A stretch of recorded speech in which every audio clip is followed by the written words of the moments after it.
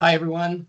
I'm Paul Witcover, the Associate Dean of the Online MFA, and I'm welcoming you tonight to Wireside Chat, where I'm joined by Melissa Hart and our special guest, Abigail Baia. So let me take a moment to introduce our guest. Abby is a pushcart-nominated young adult novelist who aims to help struggling teens feel seen, heard, and understood. Abigail is the founder and owner of Wild Ink Publishing, an independent traditional publishing company. Her goal is to be a stepping stone publisher for debut novelists and poets as they grow their writing career and publication lists. Though through Wild Ink's anthology project, she has published more than 200 aspiring authors. Wow, that is really something to be proud of. She also publishes novels, picture books, chapbooks, and books of poetry. Abigail is not afraid to publish experimental works that other publishing houses shy away from. Uh-oh, now you're going to get some really interesting submissions. Abigail runs the Young Writers Workshop and the Young Filmmakers Workshop at Messiah University, where she also teaches first-year composition and critical reading and writing. She enjoys appearing on podcasts and speaking publicly.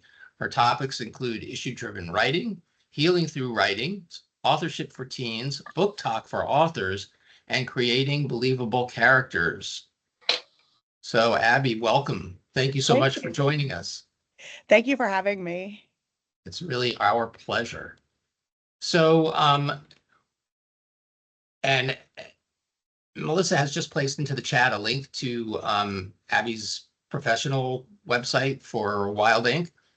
I want to talk a lot about Wild Ink, but I also kind of want to do, I don't know if you can all see in the chat, there's like an icon of us all in chairs. That's great. Anyway, I want to just like kind of get a little bit of backstory about your journey as a writer and how you ended up where you are today. Mm-hmm. Absolutely. So actually, I started in graphic design. I started with publishing in graphic design. I was a freelance designer creating book covers for authors. And I continually made these books, produced them, and just was like, I want to write my own book. I want to write my own book. And then my son had a very bad head injury that took him a long time to heal from. It was years. And from that, I went to my doctor because we had problems with the schools not taking him seriously. Like, because why would someone have a concussion this long? And the doctor said to me, you need to find a way, because you're a creative person, find a creative people to tell the story. And I took that literally. And so I started writing The Art of Drowning before applying to the MFA program. And I realized that I did not know what I was doing, like in the least. I mean, I always liked to write poetry and things like that, but I never tried a novel. And so I worked on it and had people help me. And finally, when the SNHU MFA program started, I signed up immediately. I absolutely immediately. And I was accepted. And that is the book that I worked on throughout my entire time with SNHU. And then I graduated. And about 3 months afterwards, I got picked up by a small press who published it for me. That's awesome. Yeah, so it was good. I mean, it came out during COVID, so things were a little bit different. I wasn't able to go on all the press tours or signings or anything like that, but it was wonderful. Yeah, and it worked. It worked. It worked for what I needed it to. People could hear my son. Now, it isn't exactly my son's story. I essentially changed it. I needed to fictionalize it, right? And so I turned him into a female, gave him different sorts of problems, but the essence of the story is what happened to him. That's amazing. And I mean, Melissa, you can kind of relate to that because you also use your fiction to kind of reach out to other people and educate them about family issues, like your brother with Down syndrome. Mm-hmm. Absolutely. I mean, that's got to be an extra layer of pride that you feel as a writer to have been able to do that. Yeah. I mean, Abby, I'm wondering, are there are there a lot of YA novels with characters who have sustained head injuries? Not that I could find. I was not Mhm, actually, when I was in the program and had to find a comp novel, that was very hard for me. mhm, I couldn't find one that dealt with the same topics. Now I could find contemporary YA, and I found, like, because it's told through two points of view. mhm. I could find books like that, but I couldn't find something that had head injury. And not only that, but like the head injury turns it, I don't know if a lot of people know this, but when you have a head injury, you have a higher chance of developing anorexia. And that happened to my son, so that plays out in the book as well. So there's a lot of things at play here. Huh. Yeah, and it was like, you talked about writing as healing. It was healing for me because that was an especially hard time for me.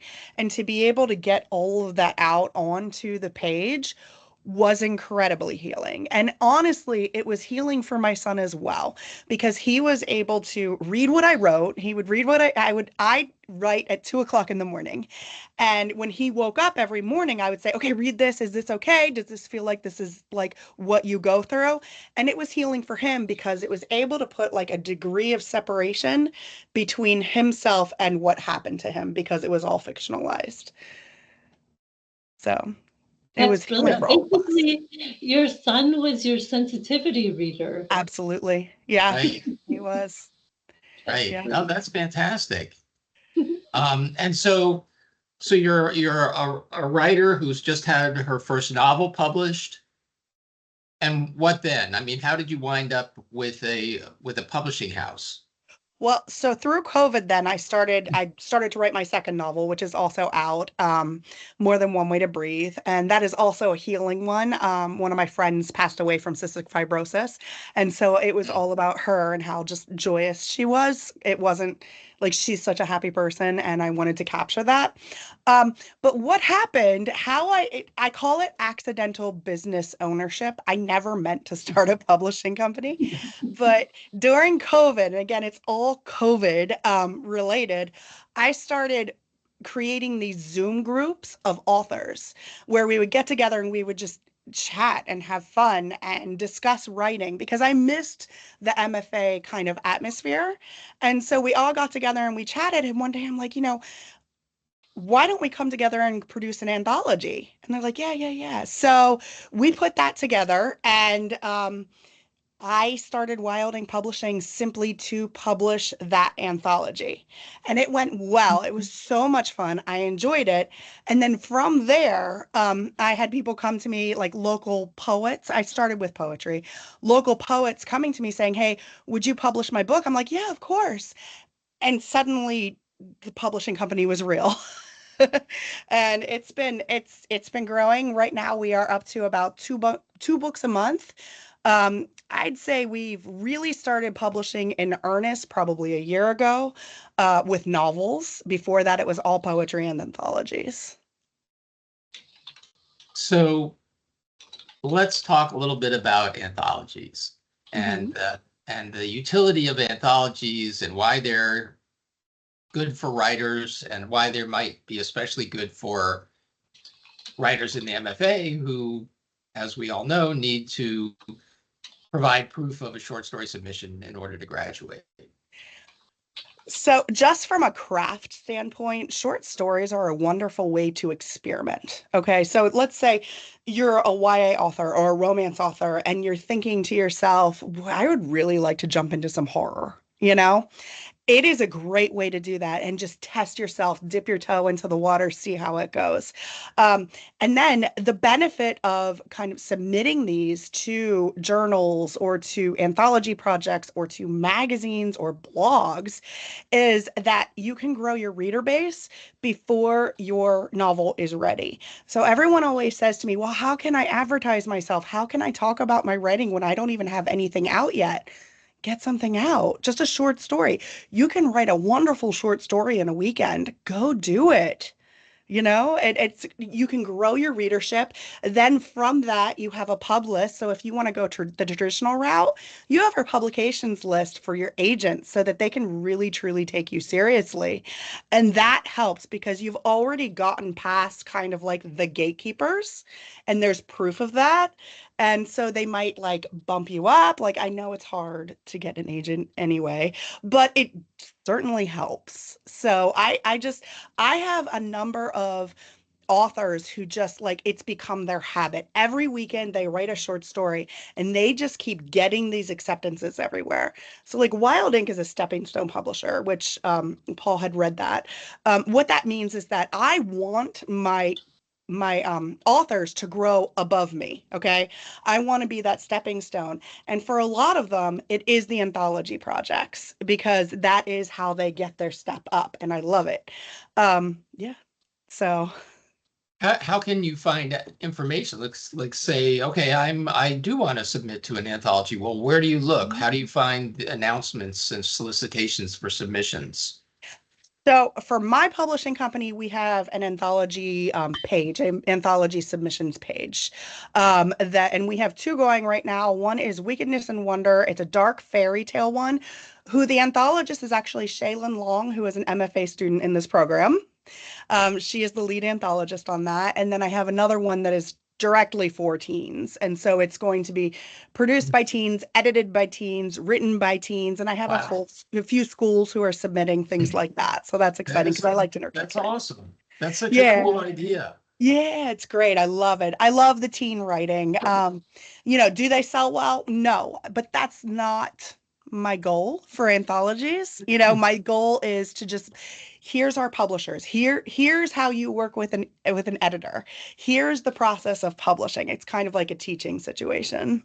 Yeah, no, So, that's like yeah. that's gold. I mean, it's so important for all writers to know that information. I never learned that when I was a student. Oh, So yeah. we're getting a couple of Okay. questions in the chat here, and I just want to pull a couple out. So here's the first question I want to ask, which is this comes from, well, I guess I shouldn't mention people's names, but anyway, it comes from one of our attendees. I'd love to know your advice for other parents going through the MFA and writing while juggling life and work and parenthood and with a kid with special medical needs. Oh my goodness. So honestly, I write in the middle of the night. I homeschooled my kids. They're all adults now. I homeschooled my kids and I was homeschooling them through the MFA program. They were in high school. Um, I did my homeschooling. I went to work in the afternoon, and then I got after they went to bed and the house was quiet. That's when I wrote. But I'm like a night owl. I am most creative in the middle of the night, so it wasn't a problem for me. But the key is to find a time where your house is quiet, where you won't be interrupted. Because I don't know if I'm like you guys, but if I am interrupted in the middle of writing, I can't get back to it. So it has to be a time when nobody is going to wake me up. So I write between like 2 and 3 or 2 and 4 in the middle of the night. And then when do you sleep? You know what? I have insomnia. So I'm not sure I don't. really ever do. Well, that's solved that problem. Right. All right, let me ask you another question. This is a really interesting question. If you are interested in writing a short story set within the world of the novel you are working on, is it unwise to try to publish this before trying to publish your novel, or would that be okay? Honestly, I think it would be great advertising and marketing for your novel. We have a number of people who have taken the short stories that they wrote for our anthologies and spun them into a novel. And the other thing to think about is if you publish something, publish within an anthology project with a publisher, with an established publisher, they know you. Okay, their editors have already worked with you. They've grown to love you. So you are at a better kind of seat to actually have your novel accepted by the same group. So that's something to think about. But yes, we have a number of people who have taken the short stories that they've published inside the anthologies and did a whole book. Yeah. My friend Rick Bowes, wonderful writer, used to call novels that he was a very prolific short story writer, and then he would take the short stories and turn them into a novel. He'd blend them all into a novel. He called them mosaic novels, and he explained it to me as a great way to get paid twice Yeah. for one piece of work. Yeah. You know, he sounded so mercenary about it, and yet these were really wonderful works of art. Yeah, But definitely. but I take his point, and I mean, I think so. In answer to that question, I think you should feel encouraged to, you know, to if you want to write a short story set in that world, by all means, do it, and good luck. Good luck with it getting it published, because I think it would help, you know, Yes. ultimately selling the novel. And one of the things that I actually really love doing is writing short stories with the antagonist from my novel as the main character. And this actually helps me flesh out my characters, the character, like the secondary characters or the antagonist, in a way that I wouldn't have otherwise. So it actually helps your writing as well. Yeah, that's a fantastic idea, actually. And I mean, you know, these days it's so popular in all fiction, but especially I think in indie publishing, to have like writers who are continually kind of expanding on and filling in their own universes, right? And that's a great way to do that. Absolutely. Because the more that you know your character and the more you know your world, the more realistic and the more believable it becomes for the reader. Yeah. Yeah. Yeah. May I All right. ask another question from the chat?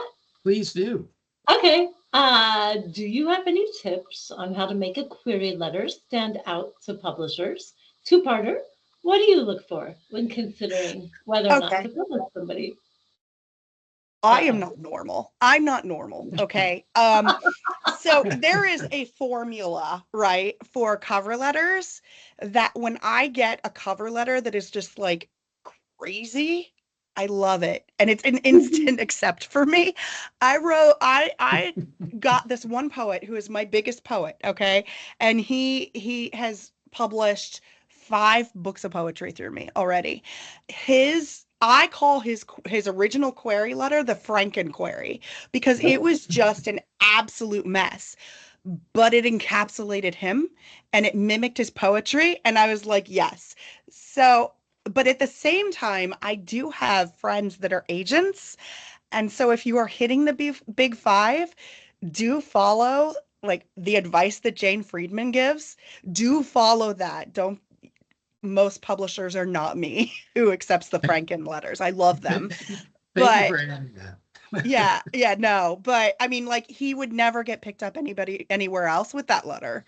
So do follow what Jane Friedman says on her website. Absolutely 100%.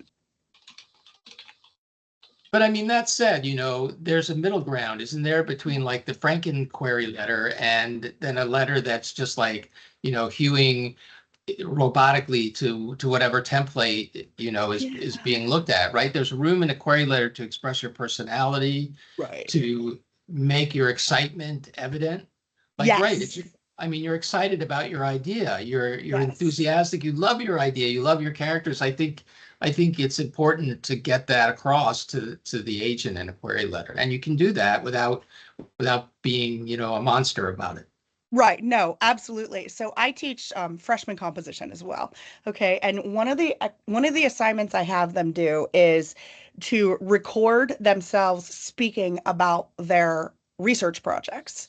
Um, because so many research projects for like new writers are just like they're formulaic, they're exactly the same, and they don't bring themselves into it. So I have them literally, as an assignment, record themselves talking about their research project and then start to write. And by doing that, they've heard their voice, they can analyze their author voice, and they can write from that place. Now, should we write the way we talk? No, but you can still bring your voice into it.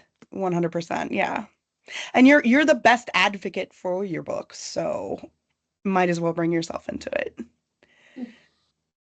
Yeah, that's great advice. You know, I never thought about trying that before, but I think, you know, kind of recording yourself, Mhm. just talking about, because like a lot of times when you're thinking about writing a query letter, you get so tangled up and Yeah. there's so much that you have to get across, and you don't have a very limited amount of space to do it, and you get Right. overly self-conscious about, like, you know, the phrasing of every single sentence in your letter, and you lose some spontaneity and Yeah. authenticity. But if you kind of speak it aloud, to start with without even thinking too much about what you're going to say and make a recording of that. Maybe you can use that as a kind of touchstone. Yeah. Oh, absolutely. And the thing is, whenever I open submissions, I get hundreds of submissions like in a very short period of time. So if you can capture your own personality in that letter, you're more memorable to me because that's half the battle is just that I remember you. You know what I mean? Yeah. Yeah. Do you have tips for a captivating first sentence? Goodness. I would have some sort of hook about your book. That's what I would do. I want to know because I have so many that I have to read through. I want to be captured immediately. I want to know immediately, like, oh, this person's sassy. I like that. You know, I want to know that immediately. So definitely the first hook. Bring your voice into it, bring whatever energy is in your book, use that same energy in that first sentence. Yeah, okay, sorry, I'm thinking, just to clarify. So you don't start, Dear Abigail, I'm so and so. I'm earning an MFA degree. You want us to just launch in Just with a going. Yeah. scintillating sentence Yeah. capturing our novel, the Right. poem. Because the thing is that everybody starts, and I don't know if I'm going against what SNHUs teaches, but everybody like starts talking about themselves, right? But I'm investing in your book. So get me there, Yep, make I me totally care, agree. make me Yeah. care. Yeah. It's really not that different from writing the first sentence of a short Yeah. story or the first sentence of a novel, right? You want something that's going to hook the reader like as Right. quickly as possible. You want something that's memorable, that's distinctive. And yeah, I mean, there's a lot of websites on that you can find that have sample, query letters that have been accepted, and you can really see like elements that they have in common. And one of them is Right. definitely that authentic voice that's Yeah. present in the letter. Yeah. Absolutely. Well, now in this chat, we're kind of moving away from query letters um, to a more broader, like I was just talking about, actually, a more broader idea of like what are you supposed to do in a story? And here's one. The hook is always supposed to catch the reader, and a lot of instructors just want you to start in medias res, which is great and all, but what about slow starts and engaging description instead of explosions? And I mean, if you're a fan like I am of like, 19th century writing, then you know that it's almost all of that kind of novels from that era have a much more leisurely beginning and are apt to be, focused on description of whatever, usually setting. Um, maybe character. Um, but literary tastes kind of change, right? Yeah. Fashions come and go. I feel as though that style of opening is less popular now, but that doesn't Yeah. mean it can't be successful. I think the main thing is that you make your reader care immediately about your main character. Immediately, whether you do in media res or whether you do the slow exposition, you have to, in either way, in either direction, make the reader love your character or hate your character. Just a big emotion about your character. I start in media res. I start like immediately within that big kind of explosion moment and then go up. But you have to think. And yes, someone said it does depend on the gender. Yeah, or the genre. Yes, it does depend on the genre. But I think we're dealing with a book talk world, right? And readers now are getting information so super fast. And that's why I think getting on with the story or starting with that moment in the story that sets off everything in action and then sprinkling in the backstory, sprinkling in the exposition throughout that is kind of like the way to go for me, just because I know we all have short attention spans now. And I mean, I do, but I know most people, most readers do. So, and that's why I say that. Yeah. Slow Here's burns are another. your bread and butter. Uh-huh. Oh, I'm sorry. Here's another one out of the chat. Crazy MFA student here who is almost halfway through the program and still unsure of my genre. See, that's a great hook. You know, that's a hook that got me to read this question. Is there any advice on how to pin down your genre? I love stories of every genre and have written a little of everything, so this is hard for me. That's a great question. You know what? Start with short stories. Look at all the genres that you're into and write a few short stories and what writes like butter for you. That's what I think. And just because you choose one genre for the MFA program and for your thesis novel does not mean that you're married to it for the rest of your writing career. So you can be all over the place with your writing. That's perfectly fine. And you can mix, genres into anything. You might have a novel. You could say like, hey, I really love romance and mysteries and science fiction. Well, that's a great novel. That's waiting to be written that combines all of those elements. Absolutely. Yeah. And also like romantasy is huge right now. So yes, it is. Mm-hmm. For people new to the program and me, could you please define romantasy? Romance and fantasy together. Think like what? Ice Planet Barbarians. Yeah, it's kind of barbarians. Like Game of Thrones? I don't know if that's considered a romance though, that it does have romantic elements. Yeah. Okay. It's yeah. I mean, I think the thing about romantasy is like it foregrounds the romance, but it remains wedded to the tropes of fantasy at the same time.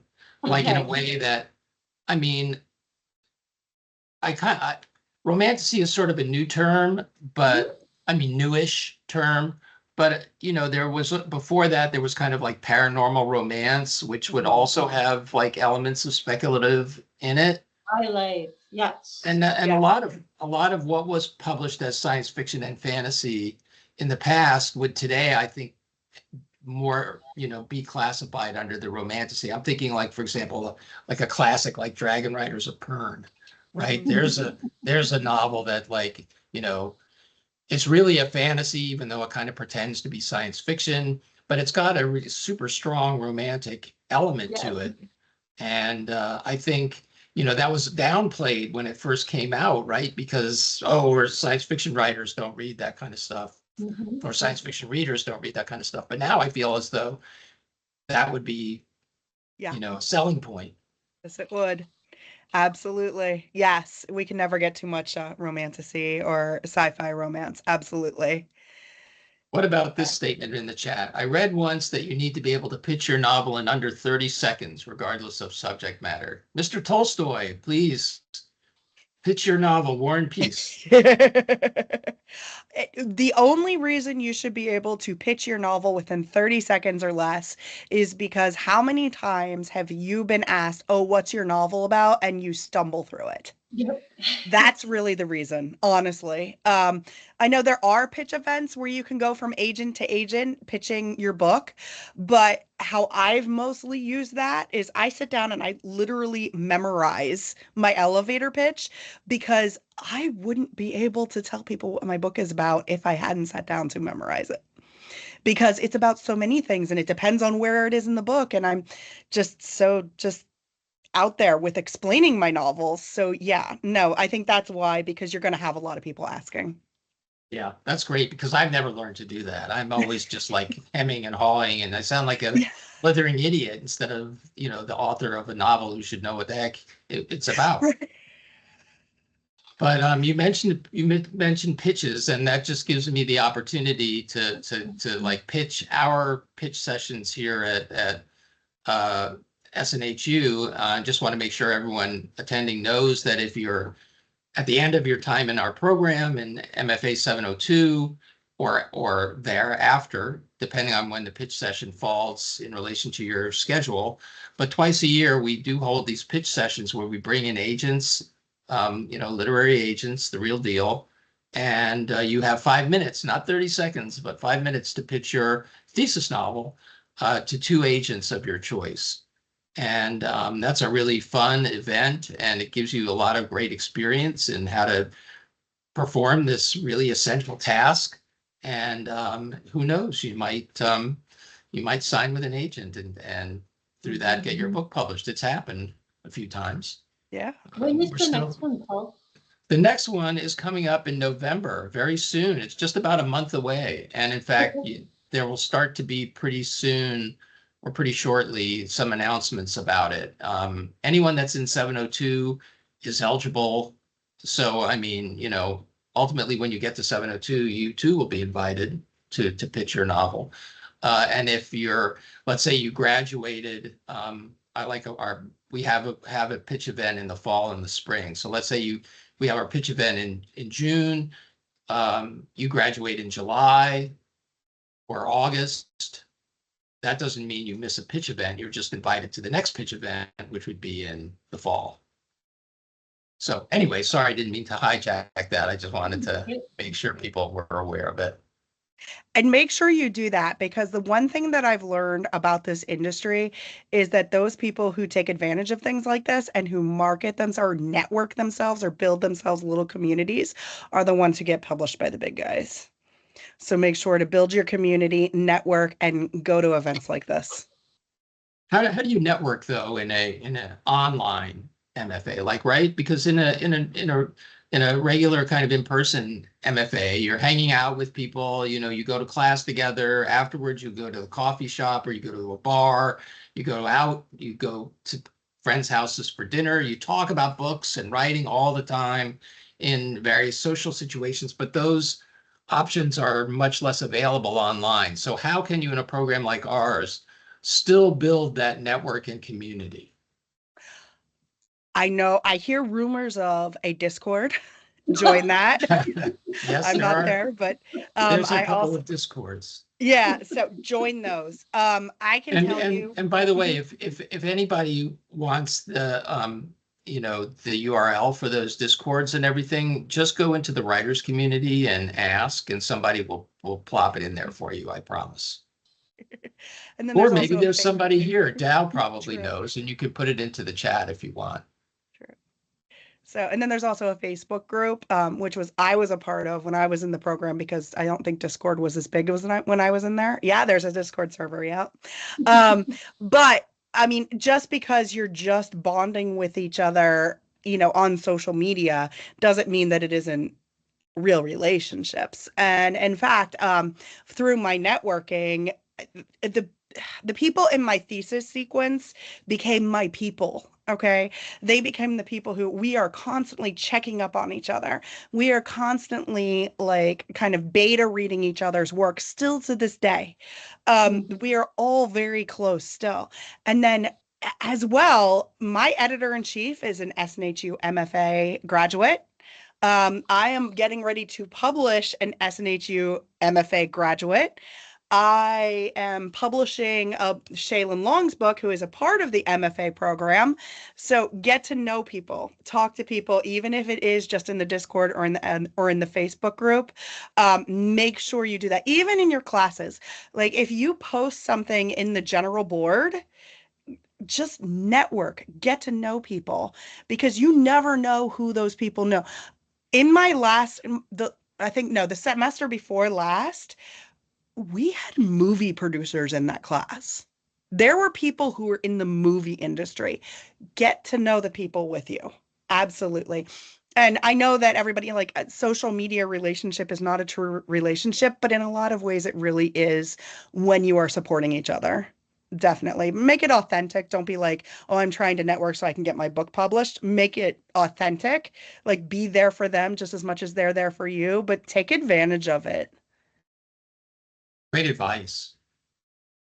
I mean, I also feel like I know a lot of students in my classes, you know, they make connections to the discussion board, they've Mhm. workshopped some stuff together, and just like you mentioned with your cohort, you know, they decide, hey, Mhm. we don't have to be to meet under the constraints of this class. We can set up our own meeting times and have our own workshop and, you Yeah, know, and do it that way. I think that's also important. But it's very true. absolutely. I mean, you know, when you're in an MFA, you're really in a rare position. You're surrounded by other creative people who are on your wavelength, who are interested in the same weird stuff you are, who think about writing all the time and write all the time, or at least as much as they're able. You're not going to meet a lot of people like that, you know, outside of an MFA. Mhm. It's a good idea to nurture those friendships and relationships while you have the opportunity. Yeah. And it's just like what I did, how I became accidental business owner is I created those Zoom calls for authors. There are Yeah. tons of people out there who would join those Zoom groups, and those are great. So it's like it's less about the marketing and more about building your community, you know? Yeah. That's great. And I mean the two go hand in hand, right? But not like in a cynical Mhm. way, but you know, they just naturally reinforce each other, I think. Mhm. Yeah. So Abby, how the heck do you find time to write these days? I was just talking with Melissa about this the other day. I am having my composition 101 students keeping me on my toes, and they are trained to when I walk into the classroom, how many words did you get in this week? How many words? You need the accountability. So I am moving really slowly through my next novel, but you know, even if it's just 15 minutes, like we're writers, right? It is not out of the question that we could write 1,000 words in 30 minutes. Like do those what are the time sprints? Time sprints are amazing for getting in your words. And please remember that when you are doing your rough draft, you are telling yourself the story first, right? So it's not gonna be great, but at least you're getting your words down. And in the revision comes the art. So spend the revision period for massaging and making it art and making it palatable for other people. But the goal is really just to get those words flowing. And so I've actually done, and you guys can do this too, on TikTok, I do writing sprints. Where I like, hey, I'm going to be online. I'm going to be doing a writing sprint. Let's see how many words we can get in 15 minutes. And then we just sit there. Everybody sits there and types in their little TikTok boxes. Must be boring for anybody who's not a writer, but who comes across us like all these people just typing, but it helps. And that sense of competition, actually gamifying that situation, really helps everybody to get more words than they would have otherwise. And so, like in one of those sessions, do you like chat beforehand? Do you chat afterwards? Do you share any of your writing? I mean, how does that work? Yes, yes, we do chat and we do share. Sometimes we even cry. I mean, it's like emotional. But yeah, no, absolutely. And that's again part of just building a community. Yeah. Definitely. And Dow has gone ahead and posted links to two of the Discord servers. I should just say these are unofficial servers. They're not officially connected to the MFA, even they were created by and are home to many SNHU MFA writers and students and alumni. But it's a student. It's like for you guys. It's not for us. I don't go there.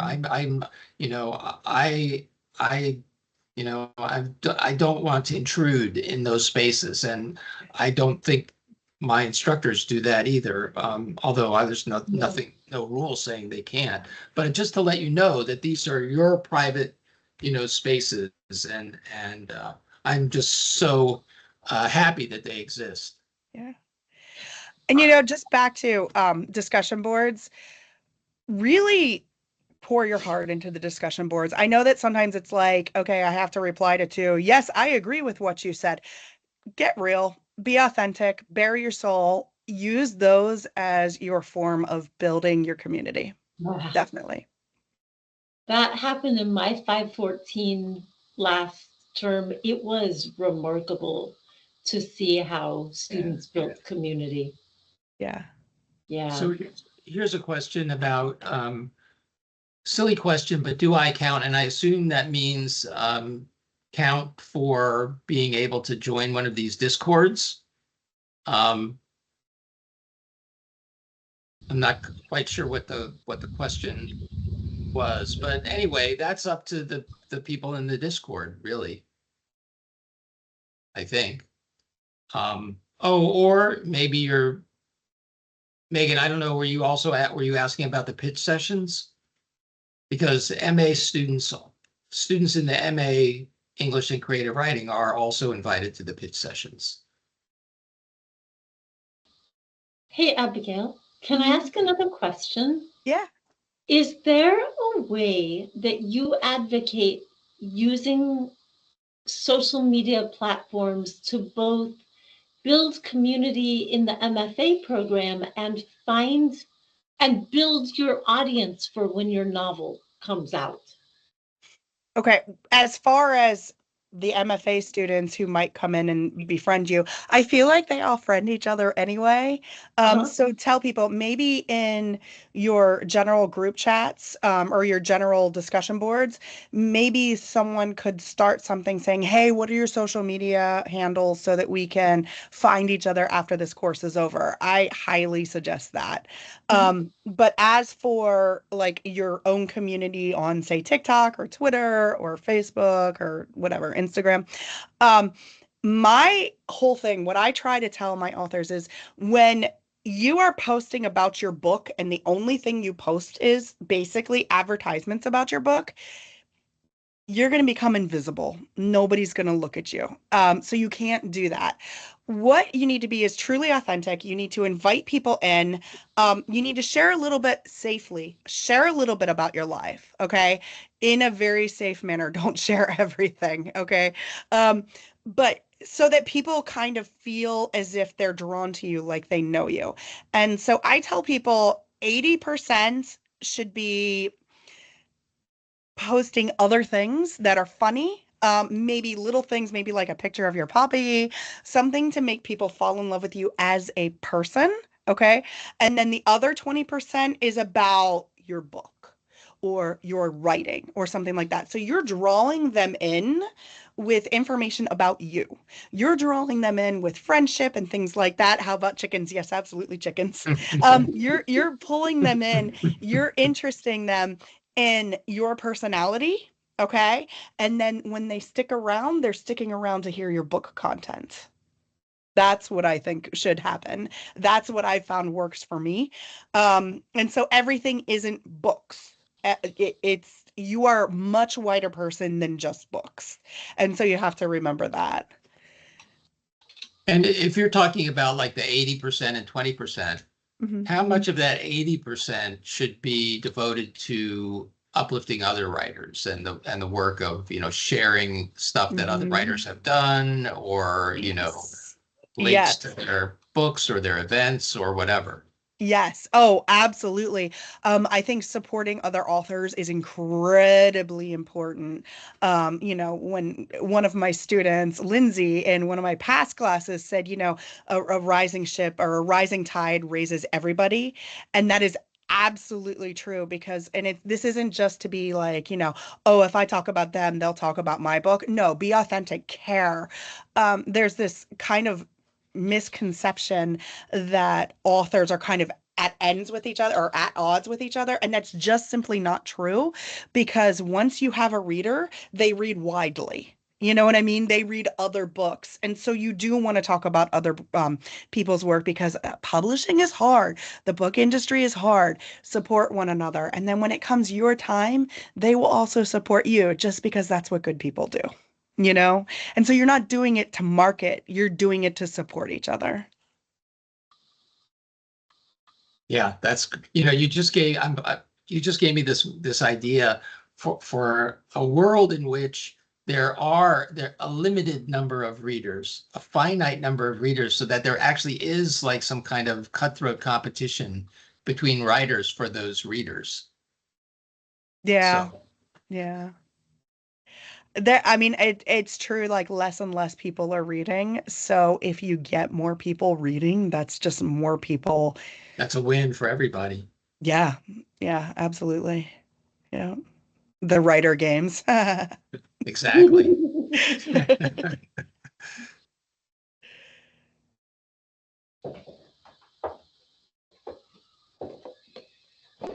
Um, did you already talk about book talk? You talked about book talk. You mentioned book talk a little What's bit. book talk? Yeah. Well, the interesting thing about book talk. Okay, so this is my theory, okay? And I'll try and make it as short as possible.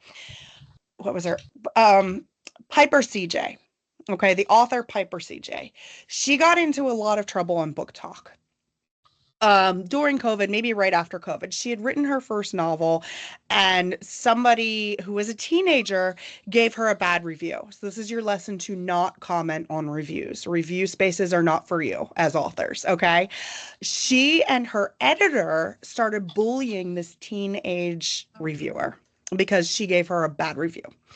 And what happened was, she knows she made a misstep. She did the whole apology on social media thing. Okay. And then Book Talk just canceled her. Like when Book Talk is done with you, Book Talk is done with you. Okay. And they cannot stand her. But what she did was she reimagined herself and she started putting out different kind of content on social media, mostly about fairies and cryptids and different lore and all sorts of things. And her base, because she was talking about all these things that affected people outside of the book world, she spiked up to 1 million followers, got a huge book deal, and now she's selling. Hmm. No, no second chances on book talk. Exactly. She is selling, but she has completely bypassed book talk 100%, and she's doing better than she did before. And her new community has no idea what she's done. They had no idea that she harassed a reviewer. Okay. And she learned from that. So, like, I believe people can change. That's great. But I look at that as don't just focus on book talk. There is a whole world out there that are not a part of book talk that will buy your books. So if you have a special, so like for me, it was head injury and anorexia. Okay, for my first novel, I started making content for those communities. That's primarily where I sold my book. Book Talk has its place, but it's kind of like authors trying to only market to other authors, which is something that happens on Facebook. You can't do that. You have to break out of that. You have to break out of Book Talk. You have to find your community outside of Book Talk. So do Book Talk, but also do whatever your other interest is that is lying deep within your book. I Yeah, don't know if Beyonce is. I Oh, mean, she is on book talk. Sorry, I just Beyonce is. I had no idea. I don't know either. That's a great question. I don't know if Beyonce or Taylor Swift is on book talk. Wouldn't that be something? I'm sure, Boy. I would not be surprised to learn that they're both voracious readers, Yeah. but I really don't know. Yeah. Could What you are you, imagine? Abigail, what are you working on now? Okay, so right now I actually have two books that I'm working on. One I am just in the revision process, and that is a fictional kind of, I don't like this wording for this topic. Choose your own adventure book, but it's a trafficking book. Because I do a lot of volunteer work for an anti-trafficking organization, and so it basically puts you in the shoes of somebody who is being trafficked as a way to teach people about trafficking. That's coming along slowly because I have to work within a nonprofit to do that. The novel that I'm writing for myself is I write YA contemporary, okay? And so the first two books are in one world. They're not the same character, like they're the characters from each other. There's cross characterization, but you can read any of them and get the story without reading the other one. But My third book is the last book for in that high school world. Okay. And it's a girl who is raised by an evangelical father. Her mother passed away, and she just finally admits to herself that she is gay, and how she maneuvers that and everything that happens within the church because she comes out as gay, and what that means for her, and how the pastor tries to get her into conversion therapy and things like that. And so everything that I write, I work with a lot of teens, a lot of like dual enrolled teens in my college programs. And there is so much anxiety around these teens that it's painful. And so I want to write stories that hits on the things that matter to them so that they can say, I feel seen. Okay. I live in a very evangelical Christian area, very much so. And so there is a large segment of teens who are in like the LGBTQIA community or coming into their own in that way, and they have nobody to listen to them. And so in my fiction, I don't care how many books I sell. Literally, I don't care. What I care about is when I go to an event or I go to a speaking event or I go to a signing, I just have a teen come up to me and say, I feel seen. Thank you so much. That is what's important to me. And so that's what I'm working through. It is very hard because it touches on a lot of like just raw emotions within myself. So it's hard to write. So it's going slower than I want it to, but try and get in 15 minutes a day. But I think it's so important just because of the direction that our country could be headed in. I can't imagine being a teen and going through that and seeing that like, gosh, everybody's against me. And because of my work in anti-trafficking, um, most teens who are kicked out of their homes because they are gay generally meet up with a trafficker within 2 to 24 hours. Hmm. A trafficker. And what a trafficker does is they come in and they kind of woo them. They give them what they need. They need a couch to sleep on. They give them the couch, and then they start manipulating them and getting them to do what they want because they have nobody else. What are they going to do? So I want to raise awareness about that situation. Can I ask one more question? Please do. I'm cheating because I already know the answer because I asked it of you when we talked the other day. But in what ways can all of us use our skills as writers and storytellers to volunteer for a nonprofit near and dear to our own heart? Absolutely, 100%. So right now, because the economy is hard, okay, a lot of nonprofits are actually failing right now, and they need help. They need a lot of help. The biggest way to help a nonprofit is through storytelling. Okay. People latch on to stories. A lot of these nonprofits cannot have staff. They have to have, or they've let their staff go or moved their staff into volunteer positions because they just can't afford, because the donations aren't there. Because if people can't put food on the table, they're not going to donate.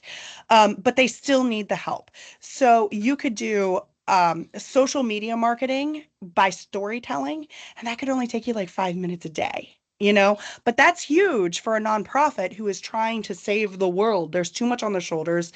They can't creatively think through social media, but you're a storyteller. You could easily sit down and tell a story, like a quick paragraph story on social media. The other thing is they often need um, articles and things like that for local press to be written so that they can try and get those donations that they need. That is 100%. So you can go into any right now, especially local nonprofit, and say, hey, I want to help you. And they will find things for you to do. They will find writing things for you to do. They will find creative things for you to do that will not only help them, but it will also help your portfolio. Yeah. I think your point there is, really important that one of the things that, the MFA is not just giving you skills in the craft of writing fiction, although it is obviously doing that. And it's not just giving you insider information about how to market and publish your book, although it is doing that, but it's also giving you storytelling skills that are broadly applicable in a number of different industries and professions. And I mean, I feel as though storytelling is becoming more and more and more important and central to everything that goes on in our world right now. And who better to understand that than graduates of an MFA program? So I mean, that is a marketable skill, quite apart from using it to write books. Oh, absolutely. Yeah. Those flash fiction skills really come into handy for nonprofits in a big Yeah. way. Yeah, because you got to tell a coherent story Yeah. quickly. Yeah, absolutely. Well, that's where all the little micro fictions that we have our students write come in handy. Yep. Yeah, definitely. And they don't take long to write either. So it's really like 5 minutes a day. Yeah.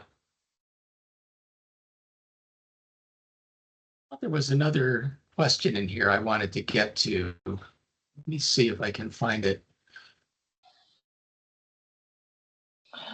Oh, it's about research. Yes, it was the research. Why don't you read that one, How Melissa? much research is too much research? I end up falling down a rabbit hole. I lost the rest of it. Sorry. Okay. How much research is too much research? I remember going deep into gymnastics videos and how-tos just so I could write one scene in a story. Was that too much, or is that normal for a writer? I call that analysis by or paralysis by analysis. At some point, you just have to know a little bit more than your reader knows to be able to sell it, because the goal is to write it in an interesting manner. You want to have your skill, you want to know the facts correct. Obviously, you want to have the facts correct. But if it stops you from writing, at some point, you have to stop researching and start writing. Yeah, you can It's like always too go, much world building. Huh? and you can always go back later, and here's the weird thing. I'm sure you've experienced that. Both of you have probably experienced this as well. You're researching and researching, and you think to yourself, well, you know what? That's enough research because I want to start writing my book now. So you start writing your book and you come to a couple of points where you're like, I really need to go research this right now, but I'm just going to wing it. I'll come back and look it up later. Then when you look it up later, you realize that when you winged it and just made it up, you were right. You were correct.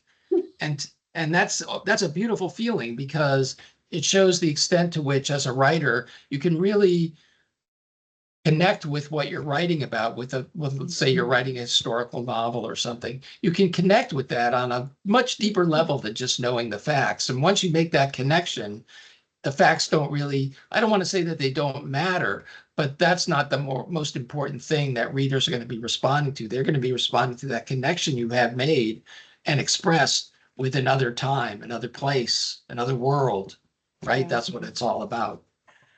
I just saw an important question. Publishing a longer book, how much is a good goal to have written before reaching out?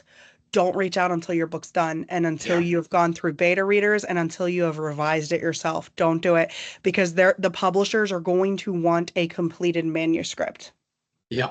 And that's why, for example, I mentioned the pitch weekend earlier that we do twice a year.